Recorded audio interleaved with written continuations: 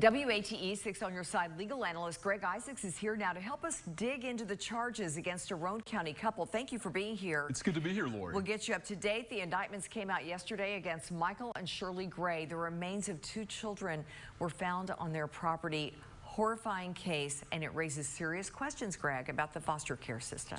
Lori, it most certainly does. There were 2 42-count indictments charging the Grays with 4 counts of felony murder each, multiple counts of child abuse and neglect, multiple counts of kidnapping, especially aggravated kidnapping, abuse of a corpse, falsification of educational records, just the kitchen sink. It goes on and on. It is, and the facts are deplorable.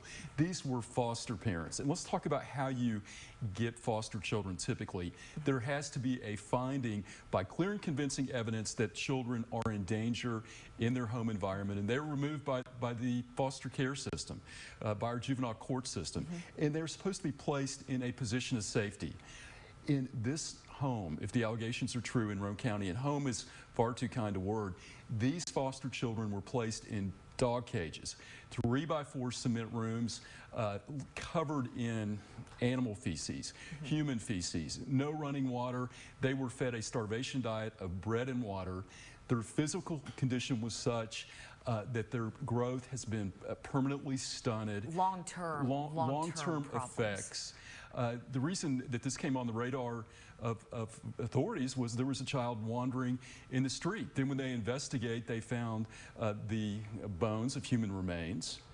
And Lori, the question back to what's wrong with the foster care system, these people were getting a check every month. They were placed there by governmental authorities, and they're supposed to check and monitor. You're talking about the ultimate irony here. The ultimate irony, if you talk about child abuse and neglect, there needs to be an investigation on how these people were unmonitored.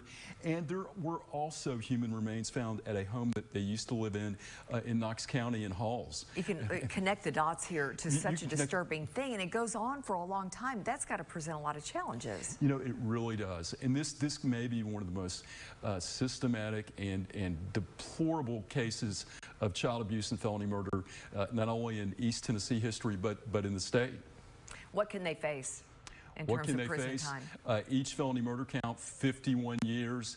The especially aggravated kidnapping, 15 to 25. Yeah. Each of the Grays are looking at hundreds of years behind bars. All right. Greg, thank you. Thank you.